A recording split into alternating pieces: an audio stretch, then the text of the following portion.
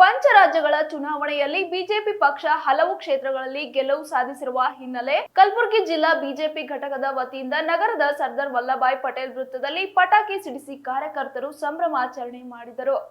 ತಿಮ್ಮಾಪುರಿ ವೃತ್ತದಲ್ಲಿ ಜಮಾಯಿಸಿದ ಬಿಜೆಪಿ ಶಾಸಕರು, ಮುಖಂಡರು ಹಾಗೂ ಕಾರ್ಯಕರ್ತರು ಸಂಭ್ರಮಿಸಿದರು. ಪಶ್ಚಿಮ ಬಂಗಾಳ, ಅಸ್ಸಾಂ, ಪುದುಚೇರಿಯಲ್ಲಿ ಬಿಜೆಪಿ ಜಯ ಸಾಧಿಸಿದ್ದು, ತಮಿಳುನಾಡಿನಲ್ಲಿ ಬಿಜೆಪಿ ಬೆಂಬಲಿತ ಅಭ್ಯರ್ಥಿಗಳು ಗೆಲುವು ಸಾಧಿಸಿದ್ದಾರೆ. ಈ ವೇಳೆ ಬಿಜೆಪಿ ಪಕ್ಷದ ಅಭ್ಯರ್ಥಿಗಳಿಗೆ ಗೆಲುವಿನಲ್ಲಿ ಸಹಕರಿಸಿದ ಮತದಾರರಿಗೆ ಅಭಿನಂದನೆ ಸಲ್ಲಿಸಿದರು. ಇದೇ ವೇಳೆಯಲ್ಲಿ ಮಾತನಾಡಿದ ಗ್ರಾಮೀಣ ಮತಕ್ಷೇತ್ರದ ಬಿಜೆಪಿ ಶಾಸಕ ಬಸವರಾಜ ಮತ್ತಿಮೂಡು, ಪಂಚರಾಜ್ಯಗಳ ಚುನಾವಣೆಯಲ್ಲಿ 3 ರಾಜ್ಯದಲ್ಲಿ ಬಿಜೆಪಿ ಅಧಿಕಾರಕ್ಕೆ ಏರುತ್ತಿರುವುದು ತುಂಬಾ ಖುಷಿ ಎನಿಸುತ್ತಿದೆ.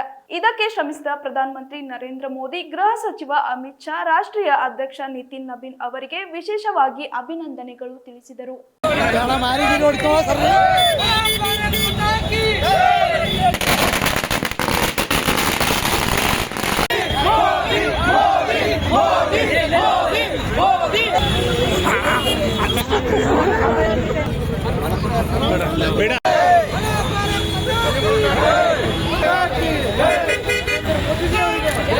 ಇವತ್ತು ಪಂಚರಾಜ್ಯ ಚುನಾವಣೆಗಳಲ್ಲಿ ಬಹಳಷ್ಟು ದಿನಗಳಿಂದ ನಿರೀಕ್ಷೆಯಲ್ಲಿದ್ದಂತ ಭಾರತೀಯ ಜನತಾ ಪಾರ್ಟಿಯ ಎಲ್ಲ ನಮ್ಮ ಕಾರ್ಯಕರ್ತರು, ನಮ್ಮ ಪಕ್ಷದ ಎಲ್ಲ ಹಿರಿಯ ಮುಖಂಡರು ಇವತ್ತು ನಮ್ಮ ದೇಶದ ಪ್ರಧಾನಮಂತ್ರಿ ಅಂತ ನರೇಂದ್ರ ಮೋದಿಜಿಯವರ ನೇತೃತ್ವ, ರಾಷ್ಟ್ರೀಯ ಅಧ್ಯಕ್ಷರಂತ ನಿತಿನ್ ನಬೀನ್ ಅವರ ನೇತೃತ್ವದಲ್ಲಿ ನಮ್ಮ ರಾಷ್ಟ್ರೀಯ ಗೃಹ ಮಂತ್ರಿಗಳಾದಂಥ ಅಮಿತ್ ಶಾ ಜಿ ಅವರು ಇವತ್ತು ಪಂಚರಾಜ್ಯ ಚುನಾವಣೆ ಇವತ್ತು ನಾವು ಎಲ್ಲರೂ ಕೂಡ ರಿಸಲ್ಟ್ ನೋಡ್ತಾ ಇದ್ದೀವಿ.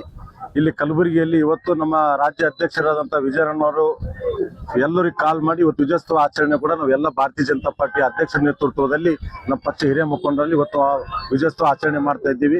ವೆಸ್ಟ್ ಬಂಗಾಳದಲ್ಲಿ ಇವತ್ತು ಐತಿಹಾಸಿಕ ಚುನಾವಣೆ ಅಂತಂದ್ರೆ ಇವತ್ತಿನ ದಿನ ನಾವು ಇಡೀ ದೇಶದಲ್ಲೇ ಇವತ್ತು ವೆಸ್ಟ್ ಬಂಗಾಳ ಕಡೆ ಜನ ನೋಡ್ತಕ್ಕಂಥ ಇವತ್ತೊಂದು ದಿನ ಇತ್ತು. ಆದರೆ ಇವತ್ತು ಭಾರತೀಯ ಜನತಾ ಪಾರ್ಟಿ ಇವತ್ತು ಶ್ಯಾಮ ಪ್ರಸಾದ್ ಮುಖರ್ಜಿ ಅವರ ಕನಸು ಇವತ್ತು ದೇಶದ ಪ್ರಧಾನಮಂತ್ರಿ ನರೇಂದ್ರ ಮೋದಿ ನೇತೃತ್ವದಲ್ಲಿ ಇವತ್ತು ಕನಸಾಗಿದೆ ಅಂತಕ್ಕಂಥ ಮುಖಾಂತರ ಹೇಳಬೇಕಾಗಿದೆ.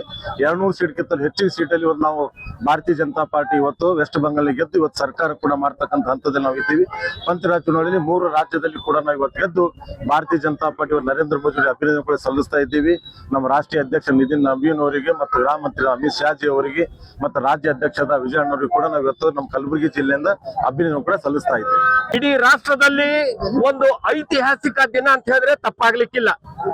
ಇವತ್ತು ಇತ್ತೀಚೆಗೆ ನಡೆದಂತ ಚುನಾವಣೆ ನಮ್ಮ ಪಶ್ಚಿಮ ಬಂಗಾಳ ಮತ್ತೆ ಅಸ್ಸಾಂ, ತಮಿಳುನಾಡು, ಕೇರಳ, ಪುದುಚೇರಿ ಈ 5 ರಾಜ್ಯಗಳ ಚುನಾವಣೆಯಲ್ಲಿ ಭಾರತೀಯ ಜನತಾ ಪಾರ್ಟಿ ಒಂದು ಅಭೂತಪೂರ್ವವಾದಂತ ಜಯವನ್ನ ಸಾಧಿಸಿದಂತ ಸಂದರ್ಭದಲ್ಲಿ ನಮ್ಮ ಜಿಲ್ಲಾಧ್ಯಕ್ಷರಾದಂತ ಮಾನ್ಯ ಅಶೋಕ್ ಬಗಲಿಜಿ ಅವರ ಒಂದು ನೇತೃತ್ವದಲ್ಲಿ ಮಾನ್ಯ ಶಾಸಕರಾದಂತ ಬಸವರಾಜ ಮತ್ತಿಮೂಡುಜಿ ಅವರು, ನಮ್ಮ ವಿಭಾಗದ ಪ್ರಭಾರಿಗಳಾದಂತ ಶರಣಪ್ಪ ತಳವಾರ್ಜಿ ಅವರು, ಮತ್ತೆ ನಮ್ಮ ಲಿಂಗರಾಜ್ ಬಿರಾದಾರ್ ಆದಿಯಾಗಿ ಎಲ್ಲ ಪಕ್ಷದ ಪದಾಧಿಕಾರಿಗಳು ಮತ್ತು ವಿಶೇಷವಾಗಿ ನಮ್ಮ ಮಹಿಳಾ ಮೋರ್ಚಾದ ಎಲ್ಲ ನಮ್ಮ ಸೋದರಿಯರು ಕೂಡ ಇವತ್ತು ಬಹಳ ಸಂತೋಷದಿಂದ ಈ ಒಂದು ಸಂಭ್ರಮೋತ್ಸವನ್ನ ನಾವು ಆಚರಣೆಯನ್ನ ಮಾಡ್ತಾ ಇದ್ದೀವಿ. ಇವತ್ತು ನಾವು ನೋಡಿದಾಗ ಅಸ್ಸಾಂನಲ್ಲಿ 100, ವೆಸ್ಟ್ ಬೆಂಗಾಲ್, ಪಶ್ಚಿಮ ಬಂಗಾಳದಲ್ಲಿ 200. This is Modi. ಇವತ್ತು ಮೋದಿ ಅವರಿಂದ, ಅಮಿತ್ ಶಾ ಅವರಿಂದ, ನಿತಿನ್ ನಬೀನ್ ಅವರಿಂದ ಇದು ಸಾಧ್ಯ ಆಯ್ತು.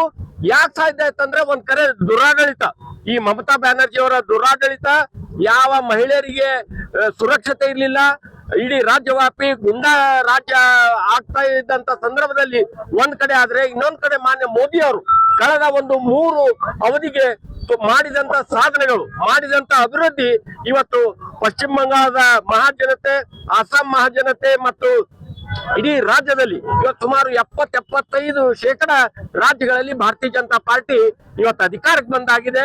ಈ ನಿಟ್ಟಿನಲ್ಲಿ ಇವತ್ತು ರಾಷ್ಟ್ರದಲ್ಲಿ ಮಾನ್ಯ ಮೋದಿಜಿ ಅವರ ಅಭಿವೃದ್ಧಿ ಮಂತ್ರ ಇವತ್ತು ಜನ ಮೆಚ್ಚಿದ್ದಾರೆ ಅನ್ನುವಂತ ಮಾತನ್ನ ಇವತ್ತು ಹೇಳ್ತಾ